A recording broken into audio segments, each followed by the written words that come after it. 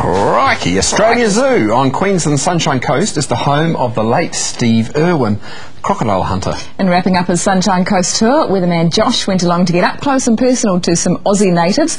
But before that, he tried his hand at golf. Welcome to Club Pelican, one of Sunshine Coast's 5 championship golf courses.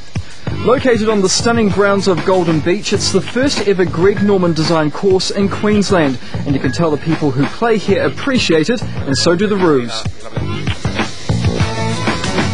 Well, this is one of the top 50 golf courses in Australia. I'm not a top player and I'm not sure if I'll do it justice, but I'll give it a go anyway. In fact, I've never played a game of golf in my life, so I'm relying on beginner's luck. So after teeing up, I'm ready to go.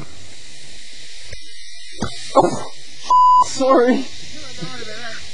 Whoops, not a good start, particularly since the owner of the resort is standing by. Take 2. Okay, not the best. It's in the sand, despite having so much green in front of me. Clearly golf isn't my game, but that's okay. The club welcomes all levels of golfers, and for those like me who are slightly challenged, they also offer private and group golf lessons. So after what seems like hours, I finally reached the 18th hole. Game over. Woo! I've got to say, being such a bad golf player is exhausting. You have to walk so much more than everyone else. So, to reward my hard work, I thought I'd make use of the club's facilities to freshen up. The Indosha Spa is what I needed, and here I got a facial. The mixture of candles, atmospheric music and fragrant oils is so relaxing, I almost fall asleep. This is what you call a complete stress buster.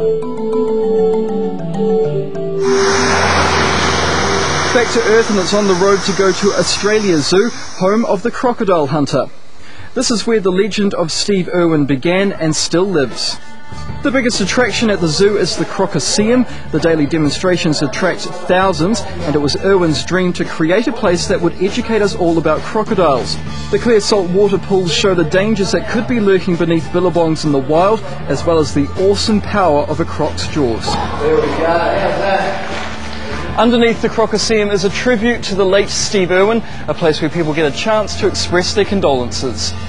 Messages have been written across hundreds of khaki shirts, along with drawings and gifts. While most were written at the time of his death, tributes still come in from all around the world, and for many it's a place to reflect. Apart from the crocs, there are some other safer animals that you can get close to. The kangaroo enclosure lets people roam amongst the roos, and you can even feed them.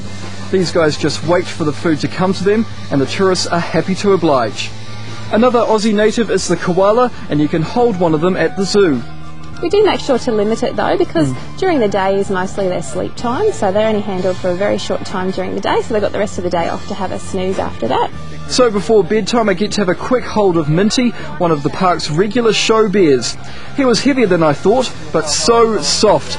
Koalas are only awake 4 to 6 hours a day, so I timed my visit well. You say, hello, Cocky. Hello, Cocky. Good boy, Anthony. You going to give everyone a big wave? Oh. Good boy. Before I leave the zoo, I have a quick chat to Sarah and Anthony the cockatoo. He's a little character who loves meeting new people, but sometimes his sticky beak can get him into trouble. He can be quite cheeky, and one of the funniest moments for me was we're out the zoo talking to a very big, almost muscly looking man, and the first thing Anthony said was, hello, pretty girl, and then started laughing. Doing his classic laugh, so he's very cheeky. It's quite an evil little laugh as well. It is, isn't it? That's right. It's like he knows exactly what he's up to. Hey.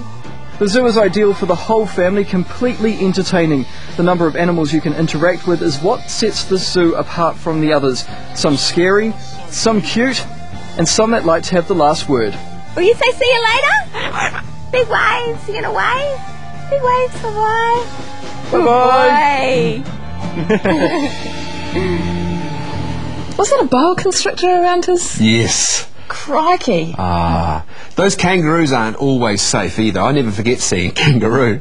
grabbing Mr. Blobby and with his front legs and kicking with its back legs, and the whole time Mr. Blobby just had an inane grin on his face, and the guy inside the costume was terrified. I'm sure the ones at Australia Zoo are used to human beings, so they'll be perfectly safe to visit.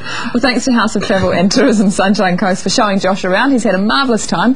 House of Travel has a hot deal for Sunrise viewers, a 5-night package to the Sunshine Coast for $839 per person.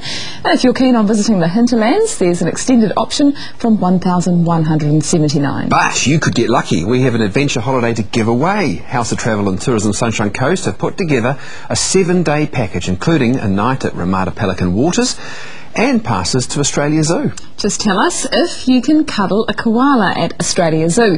Enter by going to tv3.co.nz/sunrise. You can also find out the details for that special deal too, or contact House of Travel by phone. That's 0800 838 747.